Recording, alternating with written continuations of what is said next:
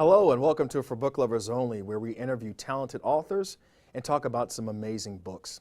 My name is Rob Brown, your host and chief book lover, and today I'm really excited about our guest. I actually went to law school with this gentleman. He is a college professor and a sinologist. He's written a book called Race and Racism in the Chinas, Chinese Racial Attitudes Towards Africans and African Americans, a very compelling work. Please welcome to For Book Lovers Only, M. Dujon Johnson. M. Dujon, welcome to For Book Lovers Only. It's so good to see you again. Yeah, thanks for having me. It's good to be here. Absolutely. You and I go obviously way back. We suffered together in law school from years ago. Those were the days, and it's good to see you now. See you as a successful, accomplished author. Tell us a little bit more about your background. Yeah, we go way back, so far back that I had black hair then. As you know, Rob, went to the University of Iowa, and after I graduated, I went to the foremost China Center in the United States, the University of Michigan China Center, where I went on to get my master's from there, because there's no university in the United States that gives a pure PhD in the field of Chinese studies. Being a sinologist, I went to one of the premier universities in China, and in 2012 became the first African American ever to get a PhD from China. I should say first and only. And then after that, I went on to get my Master of Laws from the Washington University School of Law. I currently am the only non-Chinese hired by the Chinese government to teach at one of only two law schools in China. I'm also a professor of history in South Carolina. Well, that's a very impressive resume. So of all the languages that you could have mastered, what drew you to the Chinese language? It was really interesting. I was a European specialist coming from military after serving in intelligence.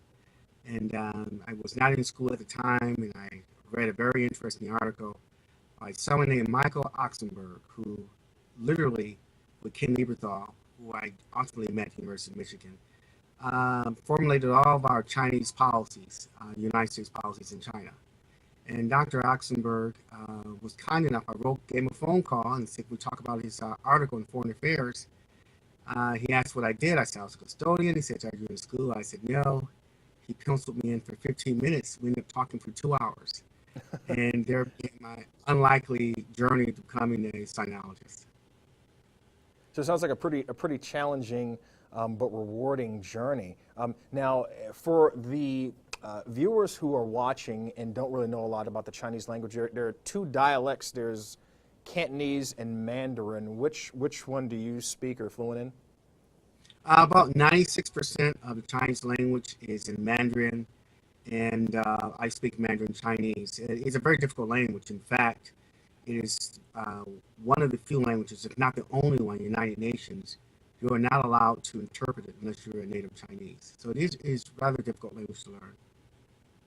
And how long does it take someone to become completely fluent in Mandarin Chinese? I mean, just from the characters that I've seen, I mean, it just looks like really, really complicated. How long did it really take you to feel like you're comfortable and you can pretty much hold a conversation on any level with a native Mandarin speaker? How long did it take you to reach that level? Well, that's I get that question quite a bit, and for me, it happened about 7 years in the language, and the light just popped on. Struggling for 7 years. I've been an advanced language fellow in Taiwan, studied in mainland China, and in about 7 years, it just clicked. So it varies from person to person, but it is something that it takes quite a bit. So 5 to 10 years is what most people seem to have to invest in language to get some level of competency. And that's in not only the language, but in learning to read and write it, because there are two forms of writing. Tiantize, which is simplified, which Mao Zedong introduced to mainland China. And then there's Fantize, which is called traditional Chinese, which is used in Taiwan and Hong Kong. I see. So you're a sinologist, you went to law school, and then you ended up writing the book Race and Racism in the Chinas. Like, how did you come about becoming an author as well? Well, I went to prior to law school. I went to Nanjing University. I was only the third African American to attend that school, and I was rather surprised by that. But the first two African Americans, I found out later on when I was there, the first one went home crazy, and the second one tried to commit suicide. So when I showed up, the director set me aside and offered to pay my full fare back to the United States if I left on the next plane. And I found out that there had been race riots in China 3 years preceding that started at the university I was attending, Nanjing University, and spread across China. It was so bad the Chinese government took individuals who even looked like they were African and took them to a secret location. And so, I wondered why. Why is this the case, given the tradition of China, the history in Africa, China trying to become involved in the American Civil Rights Movement? So I was very curious about that. And one thing led to another, and I ran across this fascinating research, not only of Africa and China, but the impact that African Americans have had on Chinese society itself. Well, tell us about that impact. I mean, I'm sure there are a lot of people that are very interested in that dynamic of Africans and African Americans, both in China and the cultural impact that they've had. Delve into that a little bit. What exactly, does the book? What is the premise of the book? What does it focus on? Well, the name China itself means central country. So for centuries, China deemed itself the center of the world. 中国 means central country. And about the only trade that China did, going back beyond the Ming, was with Africa. There were Jesuits who came from Europe. So in the 1500s, China had a decision to make where the influence of African trade was influencing the court, the emperor palace in China. And so the eunuchs and the palace administrators really got into this over a few years conversation. If we allow China to continue trade with the barbarians, remember China means center country, I thought it was the center of the universe. If we allow them to have trade with barbarians, will these African countries impact us in a negative way or a positive way? And one side said, it strengthens us to have this trade. And one side says, no. Well, eventually, China decided to they decided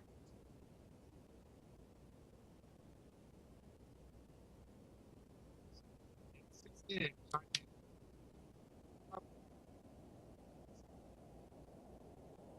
Oh, I see. And what type of reception have you had regarding this book? I imagine that it's probably somewhat controversial, both in the States and in China. What kind of reception have you had? it was really interesting because when I was writing the book and I was first given to some of my Chinese colleagues, and I remember when China closed itself because of African trade 500 years ago, it still has not recovered from that decision. For Really? centuries, yes, China remained closed. And to kind of get to the response is that when China reopened itself somewhat once the new regime of Mao Zedong came in, uh, it did so establishing trade again with Africa. It signed its first agreement of trade and cooperation with Egypt in 1956. And so once it opened itself, it did trade with Africa. Then what the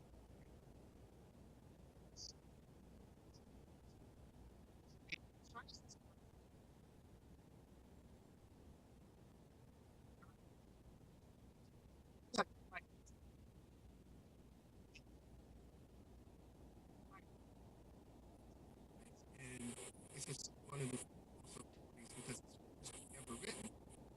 Racism African Americans. Oh, that's really intriguing. And you're also a college professor. Now, do you teach out of your book?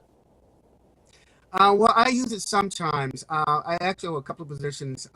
Aside from being a professor in South Carolina, teaching history and Mandarin Chinese, and teaching intellectual property law, I'm also a visiting China specialist at the University of Washington School of Law in Seattle. at the Asian Legal Center. And so I do use the book quite a bit.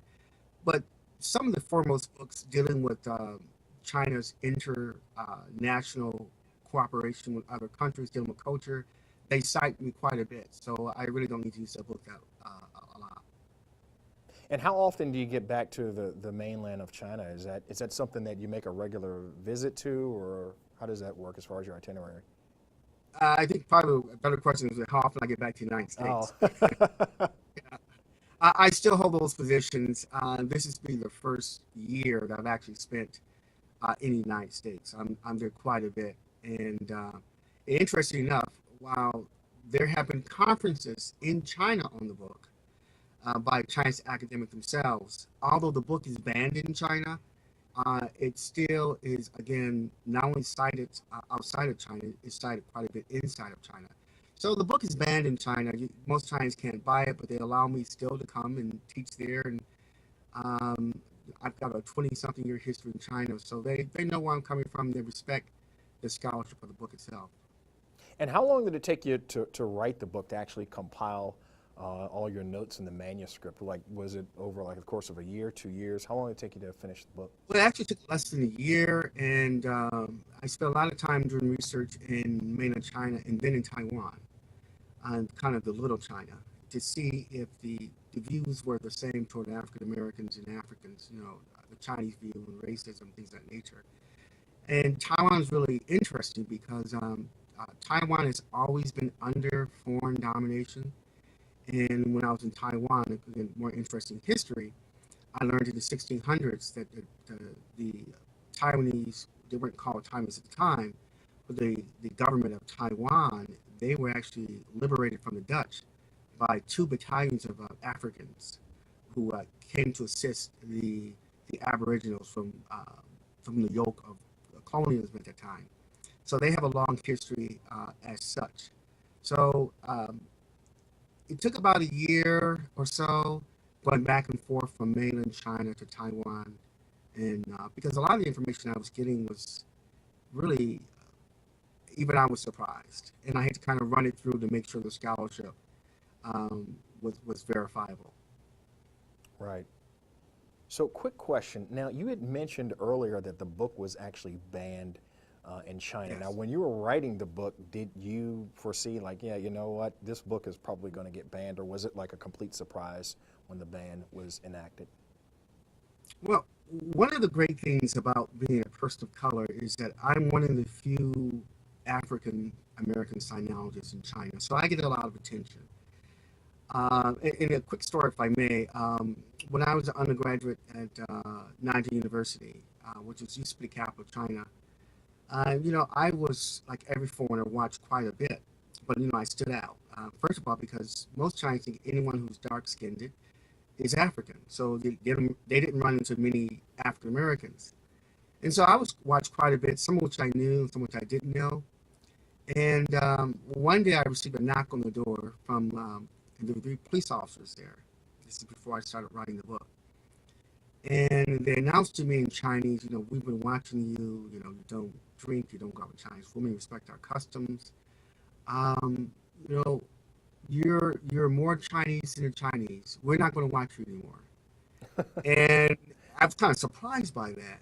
But so I have a dossier on me, and years later, a similar situation occurred where I was teaching at a university in China, and in mass, the students found out they had an American instructor, so they like kind of raised the prestige of the university. But when they found out I was African American, they in mass went to the university president and said, "Well, we don't want a black teacher. We want a Caucasian teacher. We want the status of having a white Western." Well, again, I found out later on that the teacher did something. They went to the president of the university, and the president of the university did something that was highly unusual. Uh, and having never met me, she said, "I know of this person. I don't agree with him, but you are lucky to have him as your professor.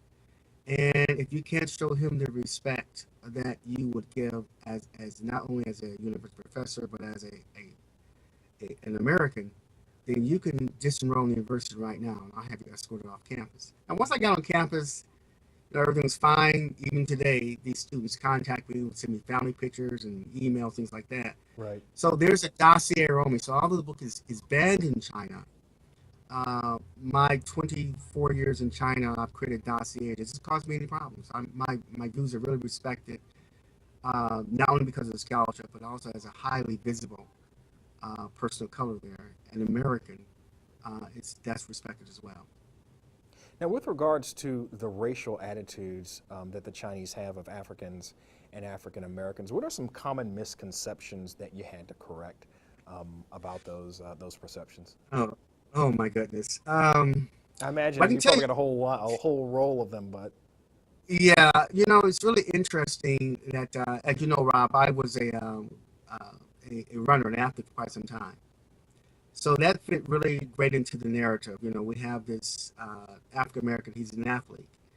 But they didn't really see me as a scholar or as a university student, as a graduate student. They thought I would be prowling around looking for Chinese women to impregnate. Um, but at the same time, because of my physical physique, they were intimidated by that. So the perception of this strong, masculine um, person going around looking for Chinese women who was lurking in the shadows, that was always there until, of course, they figured out that was kind of a myth. But they got that from American media. China is a closed society. Some provinces more so than others. And so the news that they see on television, international news, is what the Chinese government allows them to see. So most of the stories were of African Americans being crimes and other terrorist activities. Also, in addition to that,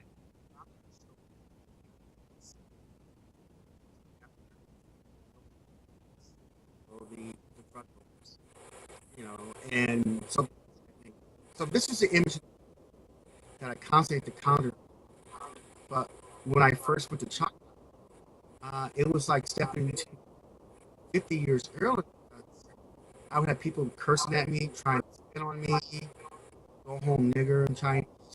It was really horrible. wow, that's a remarkable story. Well, the book sounds absolutely amazing. And do you have any upcoming manuscripts in production? After race and racism in the China's, I imagine that you probably have some other books that are in the works right now. Yes, well, the next book anticipated to be published by HarperCollins is called The Autobiography of a Nigger. And it talks about, it's obviously an autobiography, of kind of my journey from the inner city of Detroit to me being a spy for uh, the United States government to me being a kind of a pioneering sinologist in my field. And so I'm very excited about that. I expect it to hopefully be out by the end of the year or beginning of next year. The reviews of that have been very, very good. I'm very, very happy about it. Amazing. Well, it sounds like you're not one to shy from controversy, and we're really looking forward to hearing more about that book when you have it finished. And for our viewers who are interested in maybe reaching out to you and having a conversation, how can they get in contact with you? Well, my preference, because I'm usually in Europe quite a bit or in China. So the best way to contact me, I tell everyone who's just surprised, I give them my personal email. And that's mdujon@gmail.com. That's mdujon@gmail.com. And, I get a lot of emails from readers, budding lawyers, authors, sinologists from literally all over the world who have read the book and they're touched and moved by it. And so I'm very accessible by email. And it's because I'm in so many different countries. That's probably the best. Excellent. Well, M. Dujon, thank you so much for being a guest on For Book Lovers Only. As always, it's great to see you. Hopefully, the next time you're in the D.C. area, we can get together and grab some lunch. And once again, looking forward to your next book. And hopefully, next time when we interview you, we can get you in the studio. Okay, I look forward to it, Rob. It's always great to see you and love the program. Thank you, M. Dujon. And thank you for tuning in. If you want to order a copy of M. Dujon's book, Race and Racism in the Chinas, please visit www.forbookloversonly.com. That's www.forbookloversonly.com. And while you're online, you also want to join the Village at www.villageconnector.com. My name is Rob Brown, and I've been your host. And tune in next time when we have another great author and another amazing book. Until next time, if you love books, we have a home for you.